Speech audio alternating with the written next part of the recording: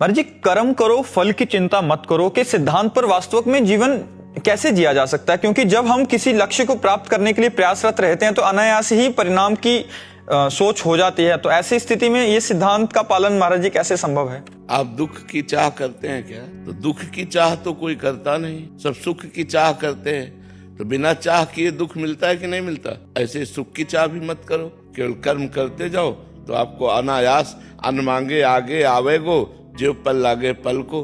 पर आप सुख की कामना से युक्त है, इसीलिए बंधे हुए हैं। जैसे बिना चाहे दुख सबको प्राप्त होता है, कोई दुख नहीं चाहता। हर कर्म सुख के लिए किया जाता है, चाहे वो पाप कर्म ही क्यों ना हो, लेकिन परिणाम में दुख मिलता है। ऐसे ही हम अच्छे कर्म करें, परिणाम की चिंता न करें। कर्मण्येवाधिकारस्ते मा फलेषु कदाचन। हम फल की चिंता न करें तो हमारा बहुत बढ़िया जीवन हो जाएगा, निष्काम जीवन हो जाएगा।